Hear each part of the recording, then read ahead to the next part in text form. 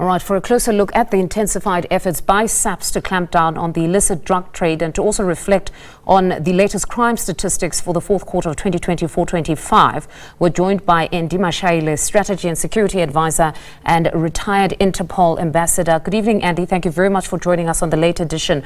You know, Andy, when it comes to the police's efforts to clamp down on drug trafficking, we honestly don't even need a press briefing. It's been evident something right is happening at OR Tambo, just purely based on the number of times that we have reported on individuals being apprehended at the airport since last year. But they have, of course, since then revealed that from January 2025 to March, 23,300 suspects have actually been arrested for possession of drugs. Your views on these statistics? The statistics shows an effort, an intensified effort that has been sponsored by the new minister for a turnaround. And I'm sure also the women and men in blue have put much effort. They have rolled up their sleeves and put shoulders to the wheel to ensure that there is a safe and a secure South Africa, as prescribed in the National Development Plan 2030. That says by 2030, the people of this country should be feeling safe and they should actually be safe. I am sure this is exactly what is meant by the minister when he says he is focusing on reducing crime.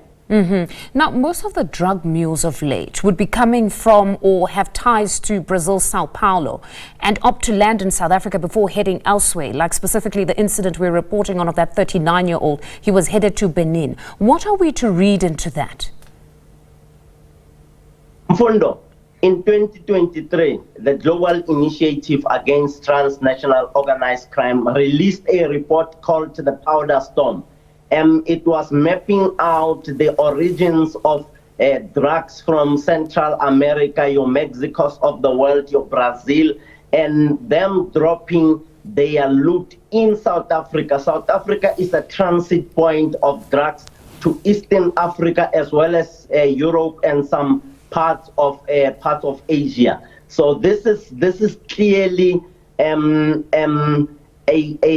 effort by the drug lords and the drug manufacturers to keep on penetrating. It's what in our area of specialty we refer to as penetration testing. And they knew that this mule was going to be arrested. They were hoping that they would be able to capture one or two police officers who will accept a bribe from this drug mule, knowing very well that he would be arrested and they would be having a lifeline if one or two of the police officers would have spoken nicely to this man and received something from him. Obviously not now, but at a later stage. But my observation has been at the airport, at OR Tambo, those who are dealing in drugs, be careful.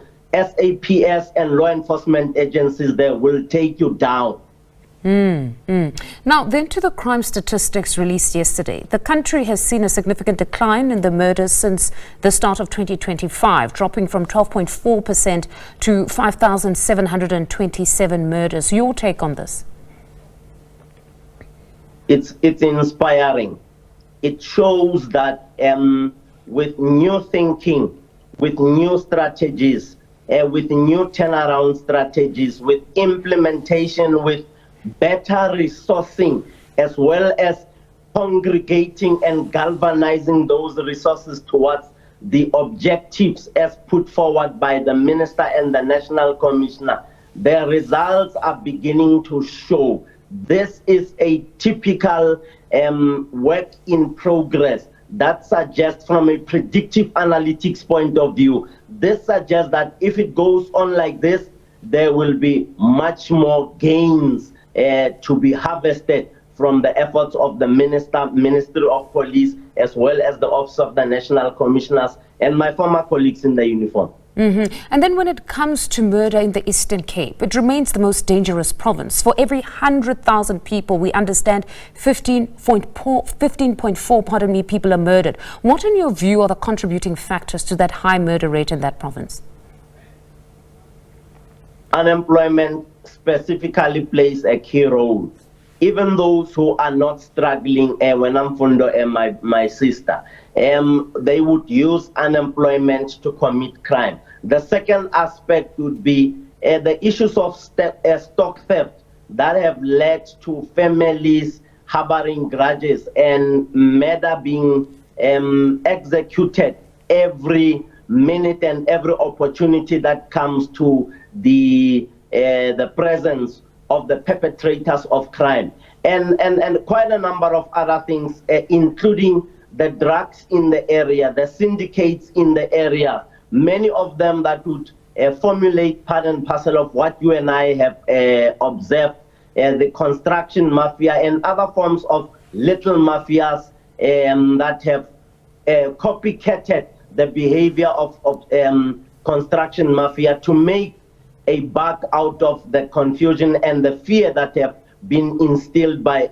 in our communities. No, it's honestly quite worrying. So now, with the murder rate having decreased, concerningly, reported rape cases have increased by 0.3% to 10,688 cases.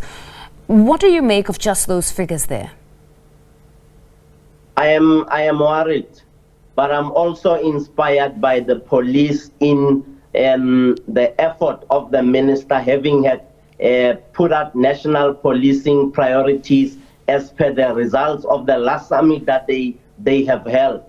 I need to caution our sisters, and I also need to caution those who operate taverns and shebeens. Many of these rapes and many of these sexual offenses happen between shebeen A and shebeen B, people moving in areas that have green belts that have not been well taken care of, and people generally not being wise when it comes to personal safety and security. And in other instances, people who rape, who get raped, in most instances, raped by people that they know. So there are a number of factors that play into these increased number of cases that have gone up. Then in closing, the issue of crime was elevated in the open session with President Donald Trump in the United States. And granted, it was in response to the allegation of white farm owners being targeted.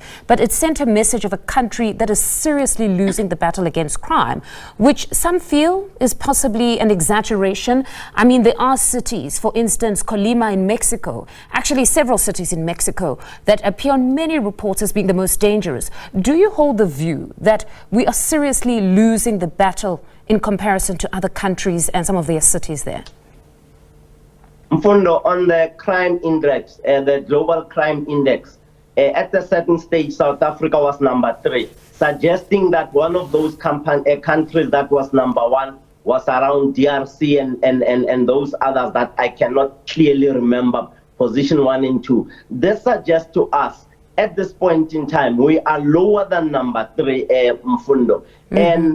And the crime is on the increase. But what we saw at White House borders on misinformation and malicious information calculated to affect integrity of our country, the mood, the mindset of our people, as well as aimed at destabilizing the economy, the value of the rand, and many of these things that would see South Africa going back to the IMF on a begging bowl, asking for a bailout. So some of these things that we saw at the IMF, when you sit down and you do proper analytics based in on the politics of the day, our alignment with BRICS and many other things, you realize that we have made enemies, and they will look for small little things like the many crosses that we were told are burial sites of white people or our white compatriots, when there is no such, when it was just an ordinary protest and support for the families that were killed in 2020. And we need to advise them that those people who committed those crimes are in jail, like those that committed crimes in your Melder's draft in the 2010 up to 2013. Many of the whites who were killed or the farmers who were killed were killed, and the suspects were arrested and they are rotting. Remember the two that got 197 years in jail, both suspects. Yeah. No, Andy, thank you very much for your time this evening. That's Andy Mashaile, a strategy and security advisor, as well as a retired Interpol ambassador, just giving us his take on the latest crime statistics released yesterday.